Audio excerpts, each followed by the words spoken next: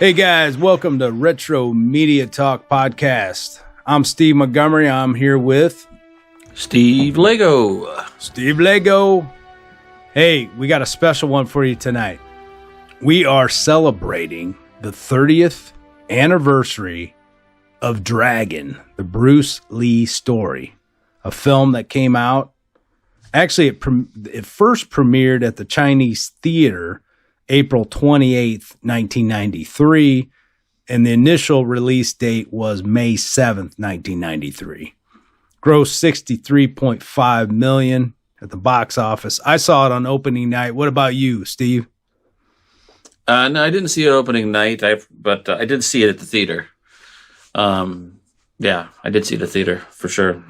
Yeah, we were real excited about seeing this movie. I think I was with Matt Dameron, who's a big martial artist. Yeah. That would make sense. Yeah. We always went and saw the fighting movies and like The Crow and everything, and whatever action movie was out, Steven Seagal, Van Damme. We're always seeing those movies. But anyway, yeah, we're talking about Dragon, the Bruce Lee story. Now, I haven't seen this movie forever. Even though I bought it on Blu-ray like years ago, I never watched it till now or the other night. But so I really can't. I don't know when the last time I watched the film.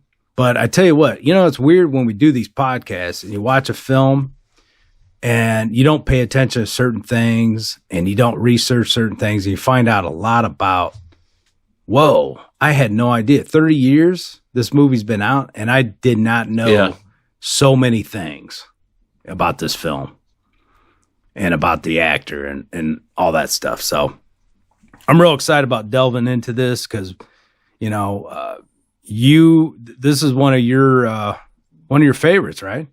Yep, for sure. I don't know if it's maybe top 10. Yeah, probably top 10 movies for sure. Yeah, I totally agree with you, man. This is one of my favorites too.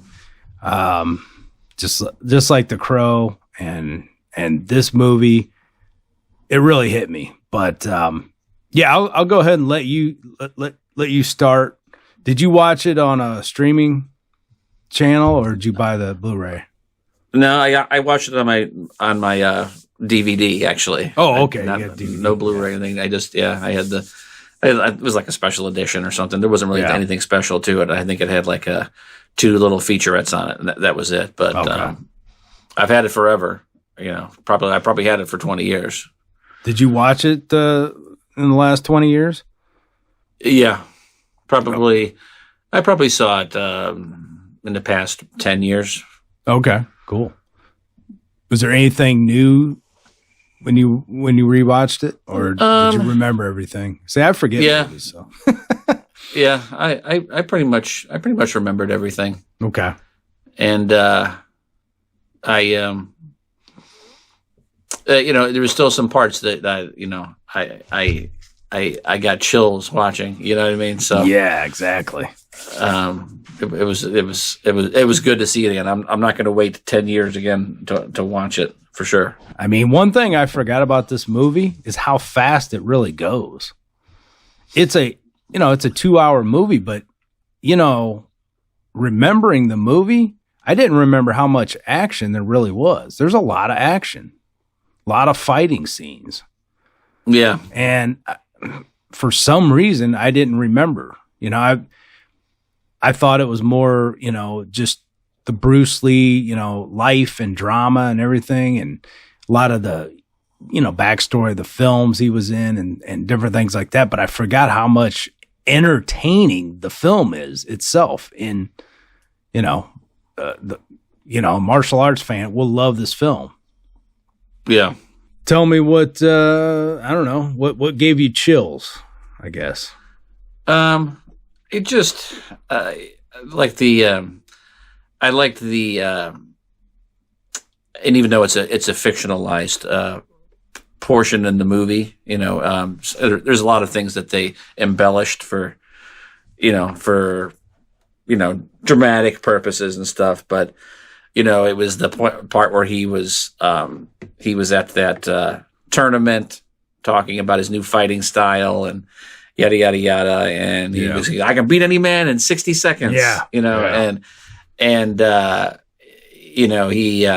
wasn't supposed to be fighting because of his injury, and then he gets hurt, and then he and then he just like freaks out and puts the whooping on him, and that was pretty was pretty cool. Yeah. And then the other scene where they're screening, when they were screening the big boss, and then the whole place went crazy, and they were carrying him all through the front of the theater and stuff, and it was awesome. It was just awesome. Well, so you had a couple featurettes on your DVD, and I had some more special features. I'm not sure if this one was on the DVD or not, but Linda Caldwell, his wife, she does like an intro. Yes. Is that on your DVD? Yeah. And she talks about how the movie is a really great representation of her husband, and she backed it 100%. And and I was really impressed with that because I did not know that. I didn't know that I knew it was based off her book, but I thought there was more exaggeration possibly in the movie. But according to her, it was a accurate representation. Of course, they had to speed up a few things, otherwise it'd be a 3-hour movie. Yeah, from what I understand and what I do know about Bruce Lee, there was a few things that they tried to, in order to crush the story in the 2 hours, they had to combine certain things that happened and maybe alter like timelines a little bit. Right, but they skipped over a couple of films. Yeah. Well, they had to. And then, the only thing, like I said, they did add a few things, like I said, for dramatic license. And like I said, that whole thing where I can beat a man in 60 seconds thing, that never happened in real life. That wasn't accurate, but they kind of did that for, like I say, dramatic purposes. And then when he goes to fight in the Chinese mafia underground. Yeah. That fight really happened, right? But he didn't fight that guy, and he didn't fight for the reasons that he said that they said in the movie. Oh, okay.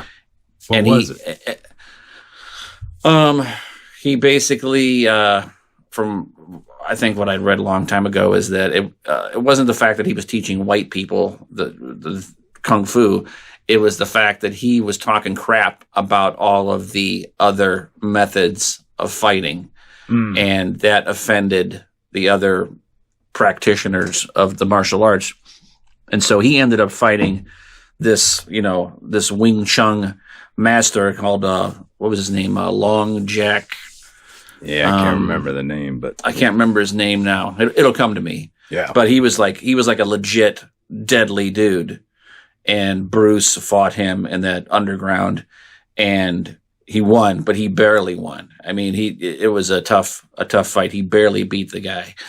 And he didn't get his back broken in that fight. That was for dramatic license. He actually injured his back, weightlifting. Oh, really? And stuff like that. Uh-huh. Yeah. Okay. So they just kind of, he did have a back injury.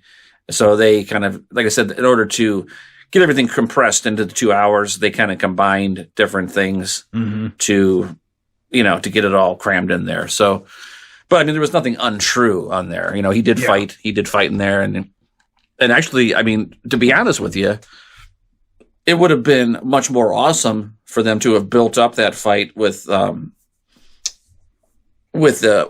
master, the Wing Chun master, than just that Joe Blow guy that he ended up fighting in the movie, which wasn't a real person. They just made another character in place of him. But yeah. Well, go ahead.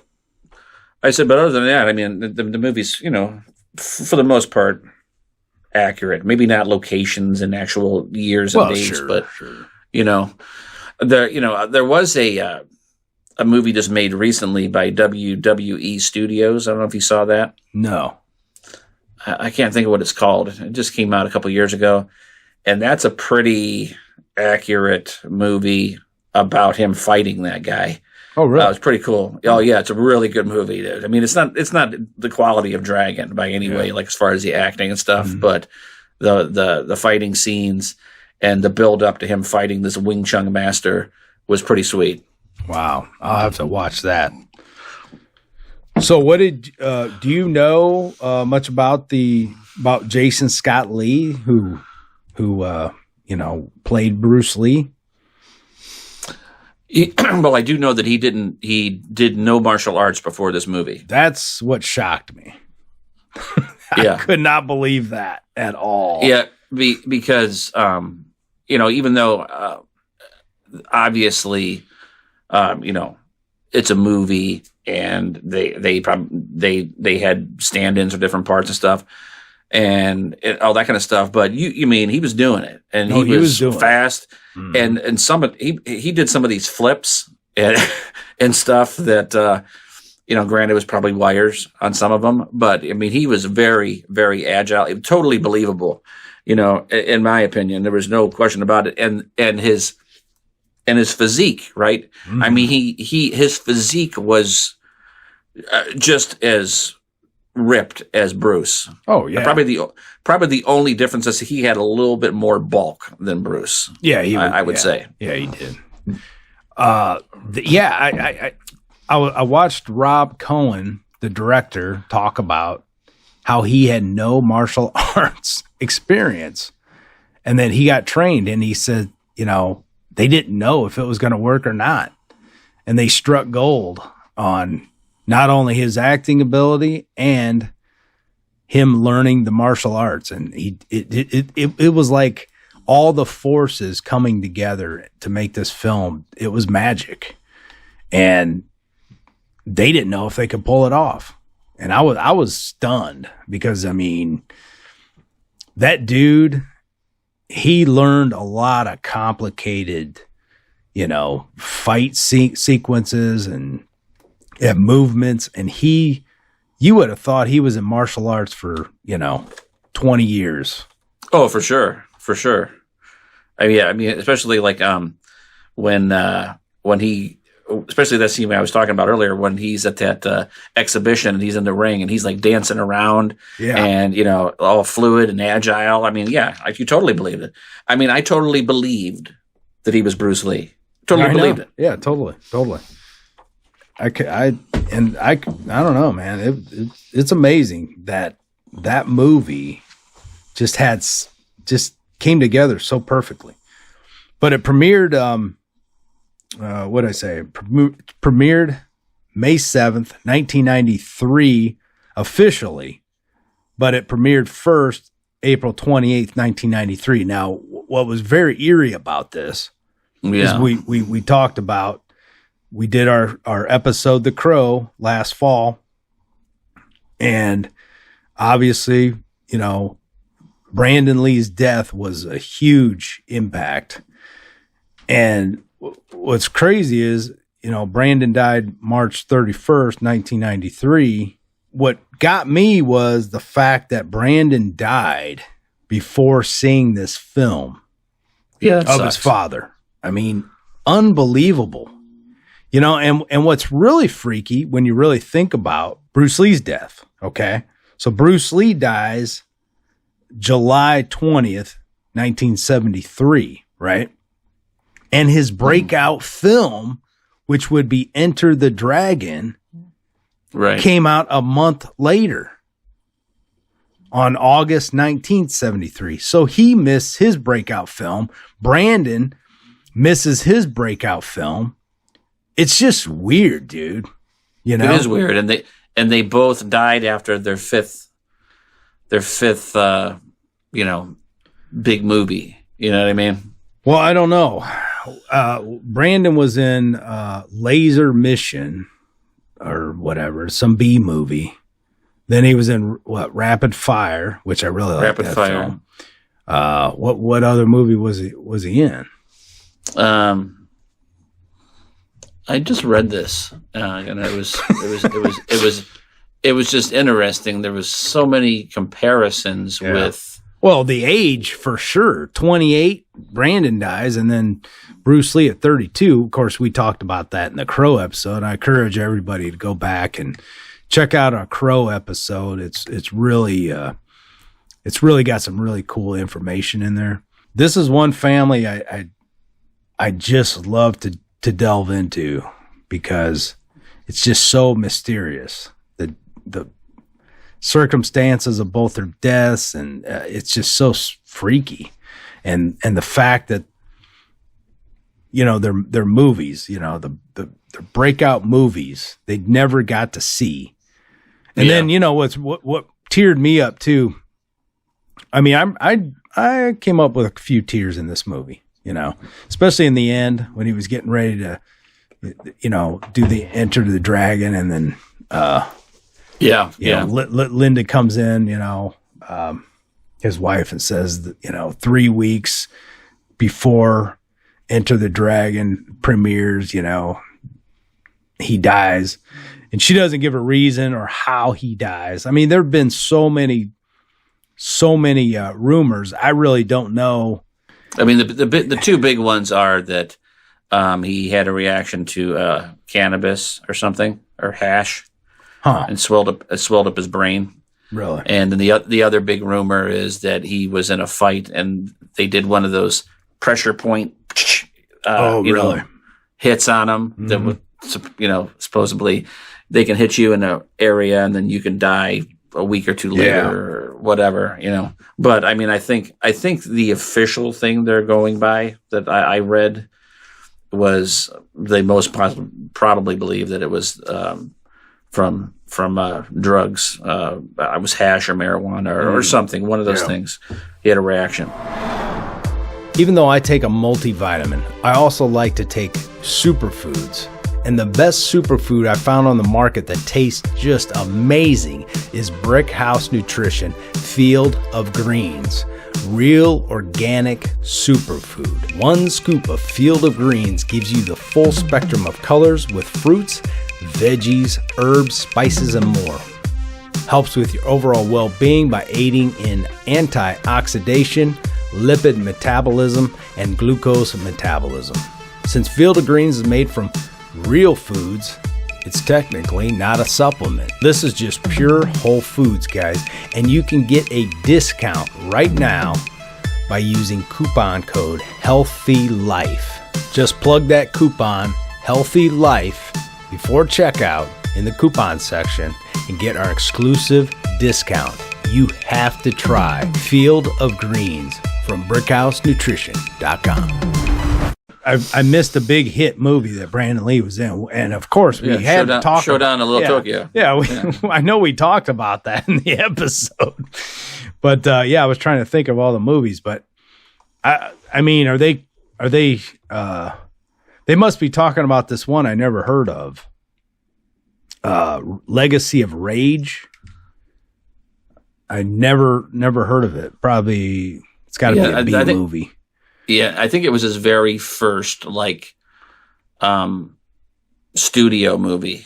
Okay. You know what I mean? So essentially, his 5 movies, and he finally hit his peak, where he was going to be a star. Bruce did 5 movies, hit his peak where he was going to be a star, and they both die. It's so weird. What's crazy too is that they started filming this before Brandon died and all that kind of stuff. Yeah. But it was very interesting about the whole, and Rob Cohen kind of made it up a little bit based on what Linda had said, that Bruce said he felt like a demon was trying to pull him from this world or something like that. And, at the beginning of the story of the movie, Bruce Lee's father is saying that, the demon, comes for the first son, and we dressed you up like a girl. Yeah. Blah, blah, blah, blah, to hide you from the demon. And then it gets to basically a point where he meets up with his old master. And in so many words, he says that, if you don't face your demons, it can carry on into your children. Yeah. You know what I mean? Weird. And so it was so, it was almost like foreboding. It gave me chills. Yeah. I mean, like you, it gave me chills, but I teared up a few times in the movie, a couple times. I mean, and, because, when they said that, and knowing that Brandon Lee was still alive, when they were doing this whole thing, that was really eerie. That Brandon, died right before this film was released. Gosh, it's just like, man, when you think about it, it's wild. Now Shannon Lee's still alive, and she does a few things. I don't know much, but I wanted to research her a little bit more. That's Brandon's sister and Bruce Lee's daughter. She's still around. Yeah, she for the most part, I think, runs the Bruce Lee company, whatever it's called, Bruce Lee Enterprises or Foundation or something. That's what she does. Basically, protects the name and the brand and all that kind of stuff of Bruce Lee. But she does martial arts, and she did some movies, and I think she's a singer too. She was actually in this movie. Yeah, as the singer, right? Yeah, at that beach party for the Green Hornet, or the pool party for the Green Hornet. Yeah, I read that and I was like, oh shoot, I didn't know that. I didn't recognize her. Yeah.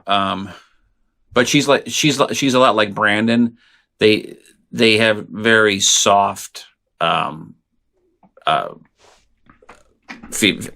features. Yeah. You know what I mean? Oh yeah. So when did I didn't even look that up, but the mother-in-law, Bruce, or Linda Caldwell's mom, when did she die? Do you know? I didn't look that up because she was highly against the marriage and then all that stuff, according to the movie. And I was just wondering if she was alive when Brandon died, Well, she was alive I would assume, because I read that she was alive for the filming of Dragon, because she told Rob Cohen, how she felt at the beginning. Okay. And she was totally bigoted and against the two of them being together. So I would assume that, just like the movie, when she saw her grandchild, it softened her heart. Changed her, yeah. Yeah, that was something else. But Rob Cohen, man, he's done a few good movies, man. He's done a handful of good movies that I like. I didn't know he did like Dragonheart. Remember that movie? Yeah, I saw that at the theater. Yeah, that was a great one. With the Sean Connery talking dragon. Yeah, yeah. And then Daylight. You remember Daylight with Sylvester Stallone? I don't know if you've seen that one. I've seen it. I always get a kick when, I don't know, I was watching it with a friend, and there's that point where the black guy that's down there with him, remember he gets injured, and then like he just he just lets him like float down the sewer, and he's just letting the guy float away. Bye, you're dying. I haven't seen it in so long, but I remember seeing it in theater. But yeah, he did Roadhouse with Patrick Swayze, directed that one, and then The Fast and the Furious, and a bunch of other ones. But yeah, I don't know, man. He's done quite a bit. But yeah, he started out doing like the Motown. That wasn't Motown, but it was a division of like it might have been Motown Records or something. And he made a lot of not a lot. I made a few movies on this. Like I want to say it was like a Motown motion picture studio. He made Mahogany and Scott Joplin. You ever seen Scott Joplin with Billy D. Williams? We watched it in school. It's an awesome movie. And but yeah, he's been making he made The Wiz. Oh yeah, The Wiz. Yep. So that was like his whole run when I want to say it was Motown Pictures or something. Okay. But yeah, he's been making movies since 1975. Yeah, he has been around. Yeah, I just thought that was interesting. Rob Cohen, and then then you have the Cohen brothers, and because I was like, man, are they related? But yeah, he made a few big pictures. Well, I don't know about directing, but I mean, he's been executive producers of a ton of good movies. Yeah, definitely. I was impressed. I watched the special features and how he was directing, and then he was talking about everything, and I was really impressed. I mean, like, I watched the fight that you were talking about, and they showed different angles with the camera, doing that whole thing and kicking him in the back and everything. And I just thought it was so cool to see that whole fight done with no sound effects or anything. It was really cool. Yeah, I don't know, man. It's amazing that now Jason Scott Lee, he's been a lot of. Well, he was in that Jungle Book movie. You remember that? Yeah, I never seen it because it was I didn't either, but it looked cool. He wasn't a good B movie, and I can't remember the exact title of it now. But it wasn't a sequel, but it was like Time Cop 2, and he goes back to like Nazi Germany. Mm-hmm. It was pretty good. I have it on DVD somewhere, but yeah, he's like 56 now.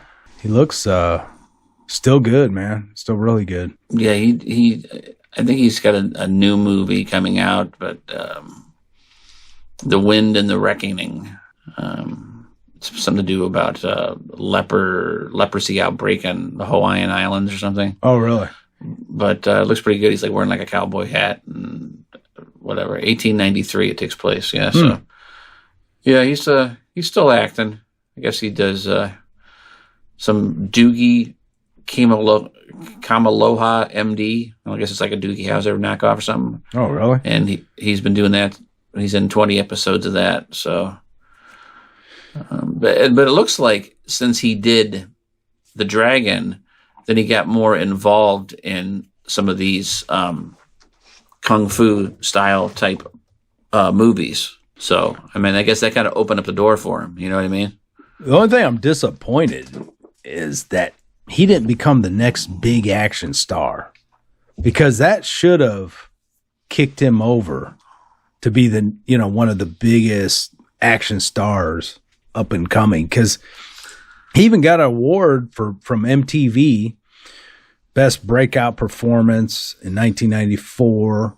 He got another award. I think he was a nominee for I don't know. There was a few awards that he nominee for most promising actor.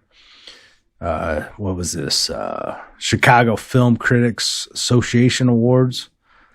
And it's surprising too, because when you think of the big stars that came after him, or that didn't, not necessarily after him, but like Jackie Chan blew up right after Dragon. Yeah. You know what I mean? Yeah. And you had Jet Li, he kind of broke out after Dragon as well. And what sucks is, let's be honest, I mean, Jackie Chan's awesome. Jet Li is awesome, right? I mean, those guys are amazing, but they're not good actors. You know what I mean? And, they kind of have like a little bit of a rough accent about them too. Right. Where Jason Lee, I mean, obviously he proves he can do all this martial arts stuff now. He's a great actor, and, he doesn't have a heavy accent. You figure that would have propelled him to be in a lot more action films, but it just, for whatever reason. Yeah, he could have been, the next, even if he didn't do all the martial arts stuff in action films, he could have been at least like something like, just any other action film artist, but he had the physique, he had the look. What they should have done, and it just hit me right now, is what they should have done is they should have cast him in The Crow too. Oh my gosh. Exactly. What were they thinking? That is so true. I mean, not only would have been an awesome movie, but it would have been a great marketing thing. Yeah. Also for the studio. Well, yeah. It would have been an awesome tribute. Yeah. This guy plays Bruce Lee, then he plays Brandon Lee in The Crow. They dropped the ball on that one. They did. They dropped a huge ball. And that's weird that 30 years later we're just talking about that. It never hit me at all till you said that. It was like, oh my gosh. It would have been the perfect fit, dude. Would have been the perfect fit. Perfect. I mean, he could probably be in the remake. I don't know. He's up there, but I don't know if they're still working on that. There's been through so many different actor changes. So I don't know if they're still working on the remake of the Crow or what they're doing. Last thing I heard that they still have that Skarsgård, one of the Skarsgårds as the main guy. I mean, The Crow 2, it was bearable. Yeah, it was bearable. I mean, it definitely was the best of the sequels. The other sequels I just kind of throw off the cliff. They flushed the franchise on the toilet when they cast Eddie Furlong. No, I was just gonna say I couldn't remember his name. I was like, oh my gosh! I was like, stop! Please stop! Terrible. Yeah, we had. I think we had mentioned it when we did the Back to the Future podcast. But Jason Scott Lee was in Back to the Future 2, and he was in the scene, the waterboard scene. Dude, I was just gonna say, I just saw that name come up, Back to the Future 2. Yeah. He was in. I was like, what? Where was he at? He was one of Biff's, toadies. Really? All dressed up. Yeah, he was in that scene. Oh, I do remember that now. One of the things I want to add was I really love the score. Well, that score. Yeah. They use that music for so many other trailers. And I heard the music. I was like, man.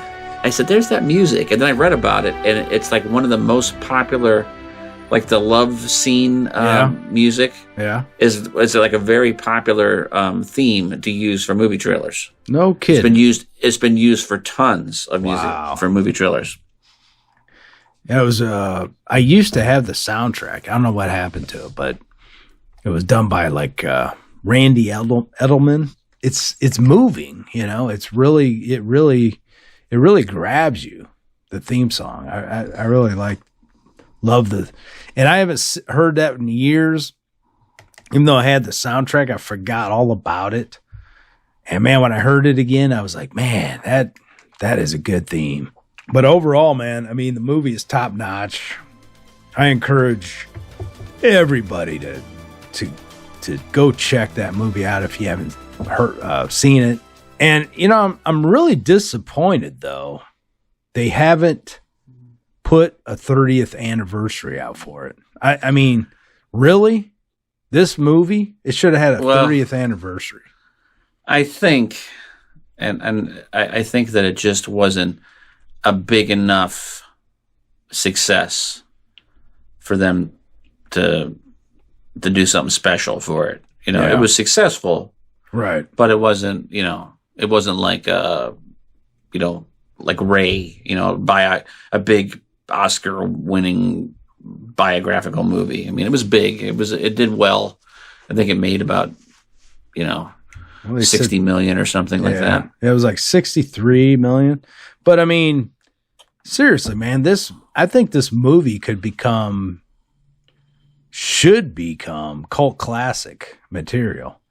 I mean, I just think it just has everything to it. It's got great acting, great martial arts, fighting scenes. It's got just, a great love story. It's got a great, tragedy behind it. I mean, they don't show his death, which I know why. They want to remember his life. They want you to remember what he did, what he accomplished. I mean, 32 years old, doing all that stuff. in my opinion, this movie is very inspirational because it just, it is. It's just like, man, you know, when his dad tells him to leave Hong Kong to go to America, he gives him all that money to try to make it. And what really, really got me and kind of teared up is his dad was never able to see what he would become, what noise he would make over there, because he said, just when you go to America, just promise me you'll make a big noise over there, or, you know, so I can hear it over here, you know, whatever he said. I don't know the exact phrasing, but, you know, make a big impact. And because he knew his son had potential, you know, he knew he could make a big noise over in America, and then he would hear about it over in Hong Kong. Of course, he dies before, you know, his big break. It's just a very inspiring film. Yeah, no, it really is. I mean, it's like I said, it's definitely one of my favorite movies of all time. And the story between him and Linda was great too. You know, that was really like the thing that really made the movie, is that they were so like close, and you know, the love they had between them and stuff like that. That's what really made the movie. It really did. Like those, when you think of the emotional scenes, it was always, you know, like when he drives away on his motorcycle, and, you know, she comes screaming for him, and, you know, and when he's, you know, laid up in the hospital, and, you know, they're fighting and stuff like that, but they're not going to leave each other. And, you know, it's. I mean, think about all the stuff he did before 32. Well, yeah. I mean, hell, man, he opens his own fighting studios, you know, martial arts studios, and does all this stuff. And then he, you know, gets in the movies. And I mean, it's just amazing that you could cram that much stuff into, you know, your life, and that much success, and then, you know, it all be taken away at 32. Hi guys, this is Steve here. Do you ever think about taking your nutrition to the next level? Have you ever wondered what the best iodine supplement is? How about Detoxidine? Certified organic nascent iodine, a life changer.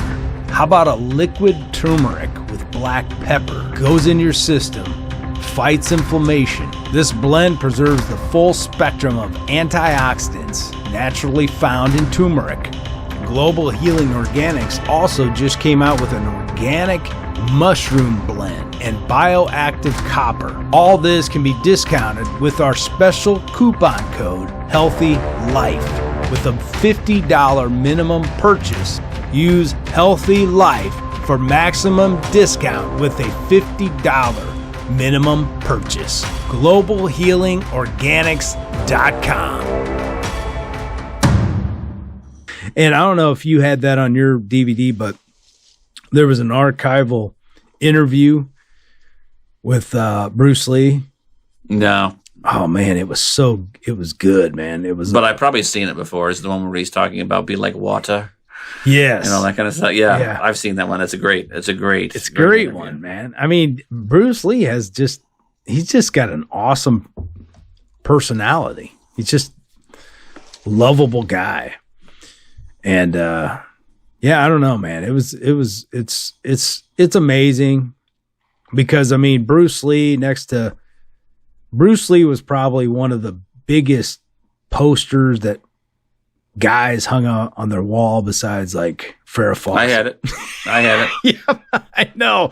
What was with that? It was just inspiration. It was just like, you know, you put it on the wall, and it was the one where he had the claw prints bleeding from his chest and his face. Yep. I had that one. Everybody had that posters. I mean, it was just like, I don't know what it was with guys and Bruce Lee, but you felt like you were a man to have that poster hanging in your bedroom. You know, it was like, yeah, man, I feel tough. something about it. Yeah. I don't know what it is, but you know. Well, I mean, my childhood memories in the 70s, particularly, was, you know, on Saturday afternoons, Saturday mornings would start out and it would be, there'd be an hour, like Three Stooges. And then I watched this local TV host. He would dress up like Superman. He was called Superhost and he had a red nose. And then they would play a double feature of like monster movies, like The Thing, blah, blah, blah, blah. Yeah. And, stuff like that. And then after that, it was always like a Kung Fu theater. Yes. I loved it. I watched it too.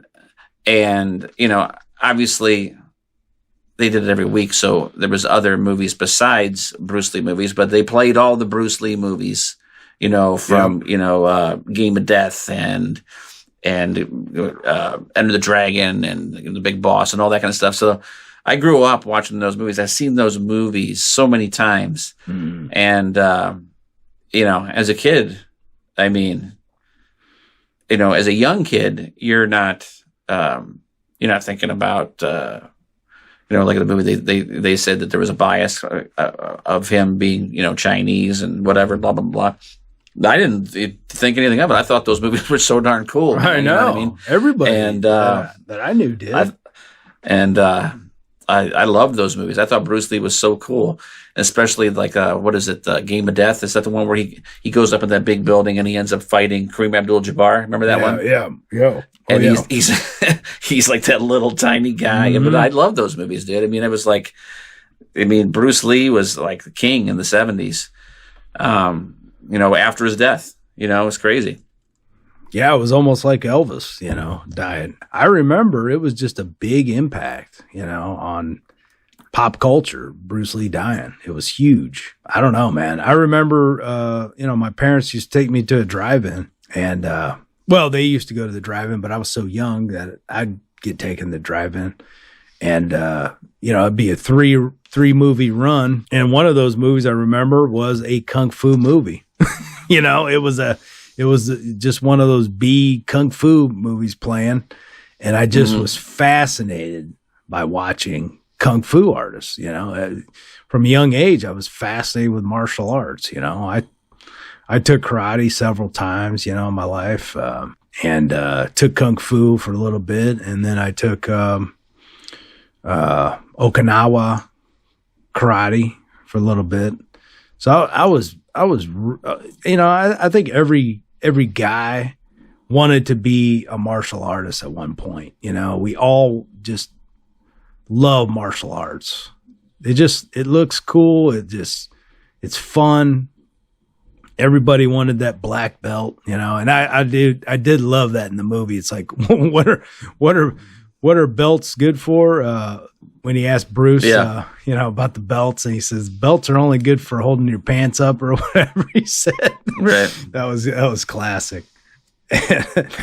And, it would have been cool if they did fit in the Way of the Dragon. That would have been cool.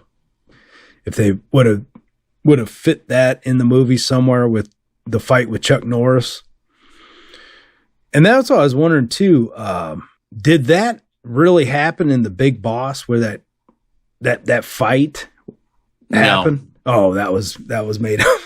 Because I thought that was pretty interesting.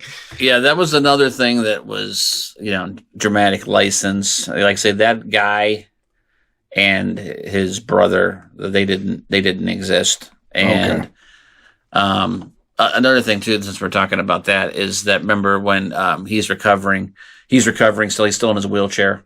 Yeah. And then something comes in the mail and it's his book and all that.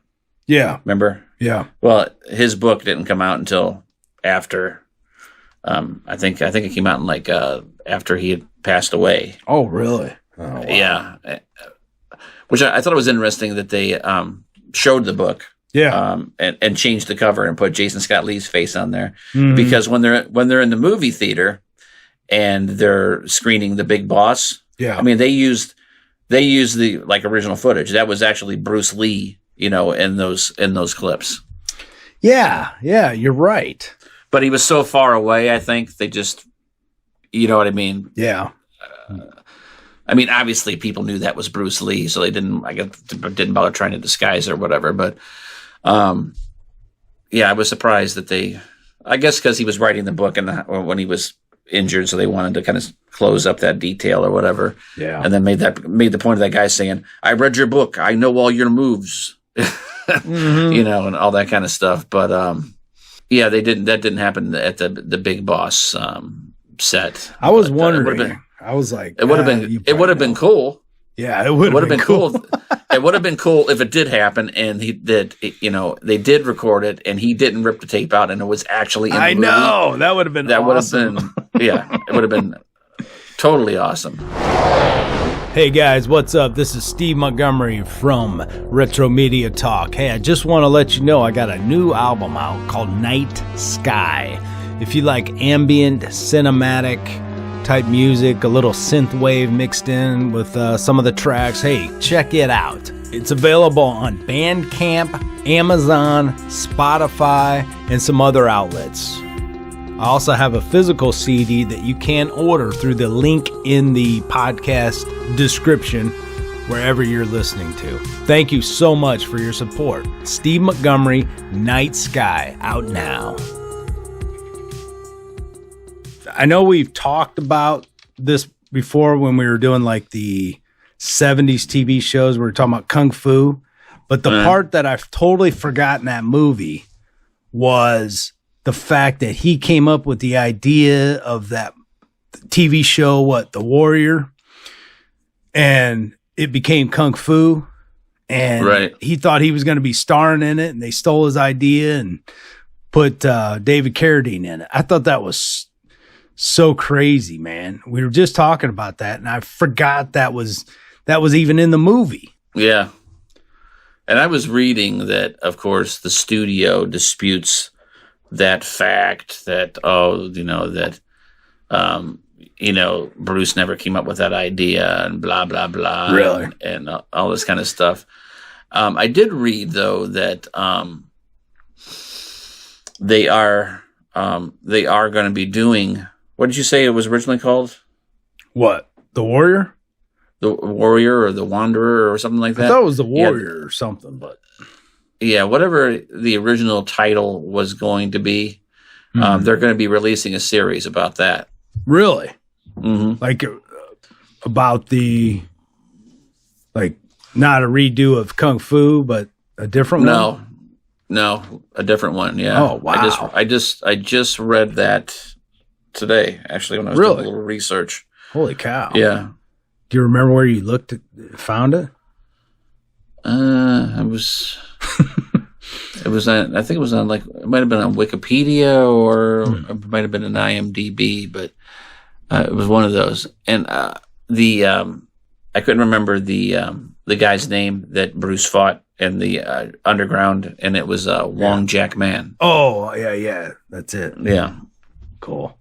It's a great movie. It's a great tribute. Like I said, it's dramatization. So, I mean, but the core of the movie, basically, it tells you what kind of a man Bruce Lee was, and innovator, and just an incomplete life. Because man, just think of what he would have done.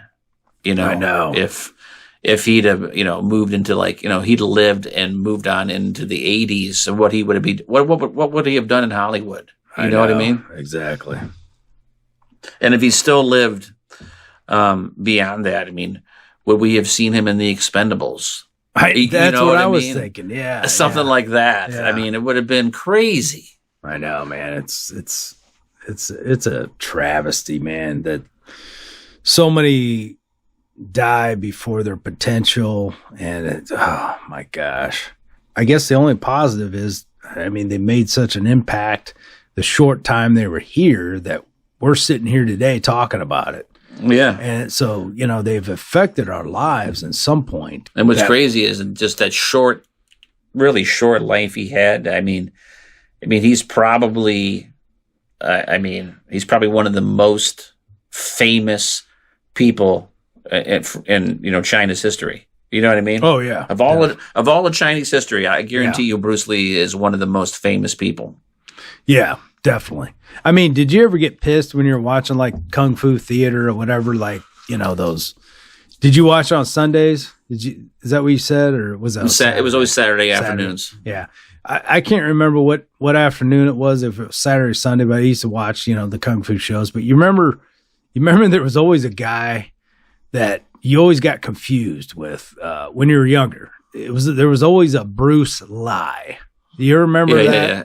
You always had movies that would come out, B movies, with a Bruce Lee wannabe. They always have Bruce Lee or Lay, or I don't know. They always try to confuse audiences, that weren't skilled on. We were too young. We didn't know how many Bruce Lee movies there were, but there was always a Bruce Lee. I think there was a movie where Bruce Lee or Bruce Lou or whatever the heck his name was. I think there was a movie where he was investigating Bruce Lee's death or something. I think I remember seeing that. I don't remember. That's hilarious. Another thing I was just thinking about with kind of the relation of the events that happened in his life and Brandon Lee's life is their final movie, because Bruce Lee's final movie technically was The Game of Death, right? That was the last movie to be released. And if you watch Dragon, remember, he's filming that movie and he says, I got to go back to America. I got a big picture deal with Enter the Dragon. Oh, we're partners. Remember, the guy was pissed off. Well, they were shooting Game of Death. So, he died. He never got to finish that. So in order to finish that movie, they used stand-ins, just like they use stand-ins and doubles. Oh, that's weird. To finish The Crow. Yeah, you're right. I mean, there's so many comparisons to what happened with the both of them. It's nuts. Crazy. I mean, I can't imagine being Linda or the sister and thinking about that every day, because it feels fresh in my mind when Brandon Lee died. Mm-hmm. It's weird. We talked about it, but I can't fathom, for some reason in my mind, that it's been 30 years since Brandon's death, obviously. Yeah.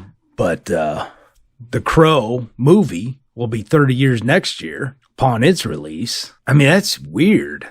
30 years? 3 decades? Yeah. And watching Dragon, I'm thinking, is this really a 30-year movie? Watching a 30-year movie in 93, a movie in 63 would have felt really old to me then. Yeah. And sometimes I can't comprehend how much time flies. What's really weird, though, is from 93 to now doesn't seem that long ago to me. No. But that's almost as long as Bruce Lee was alive. Right. So all that he accomplished is from Dragon being released to now, basically. I mean, that's weird, because I feel like I haven't accomplished much between Dragon and now.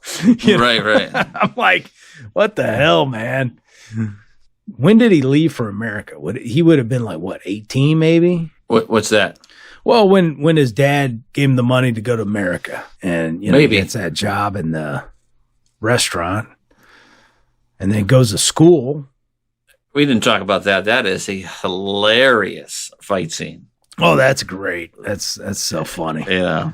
Especially when the guy throws the pan, he's like, Lee, clean up. Lee, clean up. Yeah. And then, the girl's flirting with him, and then next thing you know, they get in a fight. Then he kicks the guy, and his pants catch on fire on the griddle. And I know. How did they do that scene, by the way? Yeah, it was funny.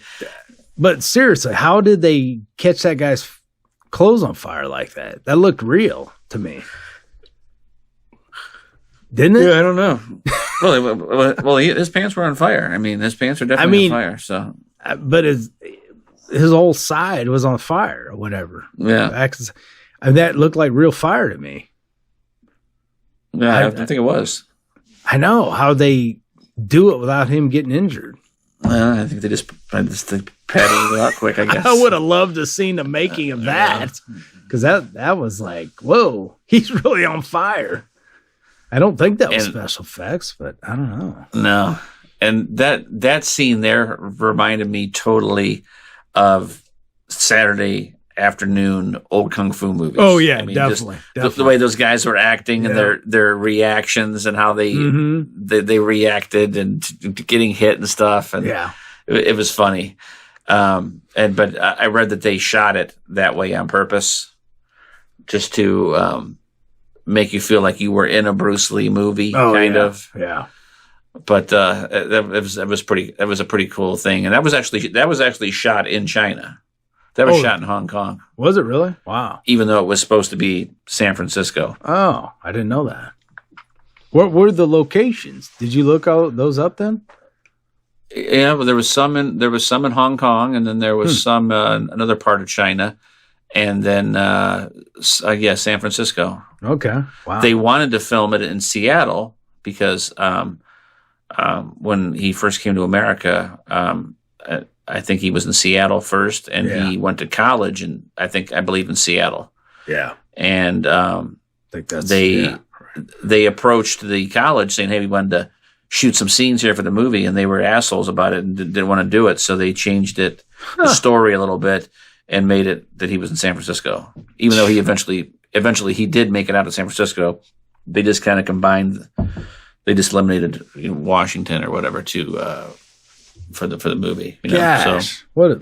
What a dumb school to do that. Brickhouse Nutrition offers an array of workout essentials like Foundation, a great muscle building formula. Fight muscle fatigue and increase your workout endurance. Foundation combines creatine and ATP to increase nutrient and oxygen delivery.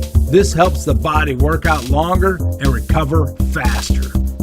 Creatine supplements and ATP supplements are backed by studies that prove they help with lean mass and strength individually. Foundation is known to pack on muscle naturally.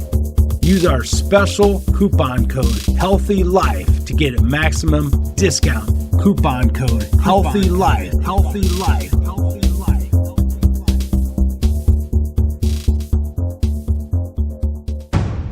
Totally love the movie. So glad we talked about this one. Oh, one last thing too, and I didn't know this, was that there was actually a video game, and I do remember now vaguely there was a dragon video game. I don't know how well it went, but for what system? Was it arcade or something? Or? No, it was. I want to say it was for Sega Master System or something. Well, that probably is true. I don't know. I might have had that. I don't know. It sounds familiar. And I think also it was might have been for like Nintendo too. Really? So I remember seeing the box. I remember seeing at a store. But yeah, I never played it, but there was a video game. Those were always my favorite games, were karate games. For some reason, I had to have every karate game there was. I just love karate games. Whenever I was in the arcade, I was playing Double Dragon or, Kung Fu. You remember that game, I'm sure. There were so many good fighting games. Just awesome. And I was never good at them. Well, I didn't have the patience to learn the combinations. Yeah, you know what I mean? Yeah. I only kept with certain moves. When I found a move that worked, I just capitalized on it. Yeah, that's what I would do too. Yeah, it came out originally for the Genesis, and then it was ported over to the Jaguar and the Super Nintendo system. Oh, okay. Wow. And then it was on Game Gear and the Master System. Wow. Cool. So anyway, that is I guess that should wrap that up. That's a wrap. It's a wrap. And I'm glad we did this on the 30th anniversary. And anything else you want to say, Steve? No, I think we covered everything. All right. Well, Dragon, the Bruce Lee story, go out, check it out, rent it, whatever you, I don't know if it's streaming anywhere, but if you No, it's for rent, but no place was streaming it. Blu-ray is probably cheap now. I don't know. It looked really good on Blu-ray. It wasn't bad on DVD, but I'm sure it's 1,000 times better on Blu-ray. I mean, there's some good special features on this one. I haven't, I think there's some audio commentaries I'm gonna listen to also. Hey guys, thanks for listening to Retro Media Talk. Please go to retromediatalk.com. You can find all the links to the shows there, or find it on wherever you listen to podcasts. And if you do listen to the podcast on Apple Music or Spotify, please give us a rating. That helps us out, getting into, the ranks there. And we're on Amazon also, so you can rate us there. But really appreciate your support, listening to us and checking us out. And what the hell are you doing? Got some bag. You eating candy out of a bag? What are you doing? No, I got a new Mascatron figure in the mail a little while back, and I hadn't really put them together yet, so I was putting them together. Yeah, all those parts came in a baggie. That's funny. I got him super cheap, but he's in super great shape with he has both the other arms, the clip arm and the clip arm, and all the faces. So I couldn't pass him up. But I have a brand new one in a box. Do you really? Damn. Yeah, and then I have one that's in really great shape that's been played with in the box, but so how many faces do they have? I can't remember. There was 3. So there was the Oscar Goldman face, the Steve Austin face, and then the what's his name? John Saxon. That's who it is. The John Saxon face. Yeah. So I got the John Saxon, Steve Austin. I must be missing the other one then. And not that John Saxon was in Dragon, but he was in Enter the Dragon, which he was also in the $6 Million Man, which kind of puts this movie a little tiny bit into the realm of the Yeah, there you go. Another connection. It's like a cousin connection. Yeah. That's funny. All right, guys. Well, thanks for listening. We'll see you next time. Bye.